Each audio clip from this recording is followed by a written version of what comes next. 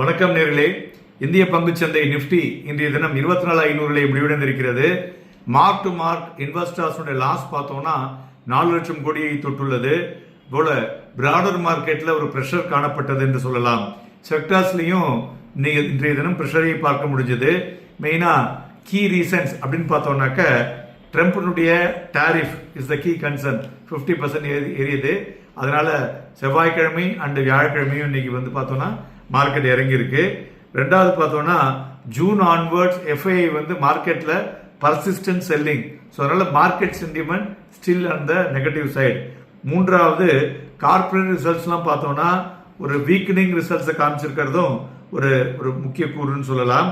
அடுத்தது பார்த்தோம்னா ஒரு பாசிட்டிவ் வேல மோடி அண்ட் சைனாவுடைய ஜிங்பிங் பிரசிடென்ட் 2 பேரும் மீட்டிங் ஆன் 31 ஆகஸ்ட். இது ஒரு இம்பார்ட்டன்ட் இன்புட். ரெண்டாவது பார்த்தோம்னாக்க அமெரிக்கா சற்று முன் என்ன சொல்லியிருக்காங்கனாக்க efforts under way to residue ongoing tariff issue அப்படின்னு சொல்லியிருக்காங்க. This is positive. ஸோ அதனால இந்த டாரிஃபை எனி டைம் அவங்க குறைக்கிறதுக்குண்டான வாய்ப்புகளும் அதிகமாக இருக்கக்கூடும்.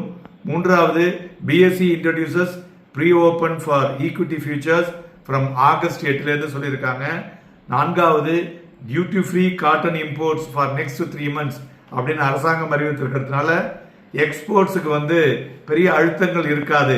ஸோ அதற்கு தகுந்தாற்போல் நமது இந்திய அரசாங்கமும் அட்ஜஸ்ட் செய்வதனால பெரிய அழுத்தங்கள் இருக்காது என்று எதிர்பார்க்கலாம். இருந்தாலும் நிப்டியை பார்த்தோம்னா 24,380 24,400 இந்த 2 புள்ளிகளும் ஒரு ஸ்ட்ராங் சப்போர்ட்டாக இருக்கக்கூடும். அதுலேயும் நிற்க முடியல அப்படின்னா சந்தைகள் 200-day மூவிங் ஆவரேஜ் சொல்லக்கூடிய 24,263 தொட்டு அதிலிருந்து ஏறக்கூடிய வாய்ப்புகளும் இருக்கக்கூடும். நிப்டி ஃபியூச்சர் இன்னைக்கு எபோவ் ஆவரேஜ், பேங்க் நிப்டி ஃபியூச்சரும் எபோவ் ஆவரேஜை நடந்து கொண்டு இருக்கிறது. மேலும் சந்தைகள் நாளைய தினம் வீழ்ச்சியை தழுவினால் அதன் பிறகு நடக்கக்கூடிய குளோபலா நம்ம இந்தியாவினுடைய இன்புட்டு தகுந்த மாதிரி மார்க்கெட் ரியாக்ஷன்ஸ் இருக்கக்கூடும்.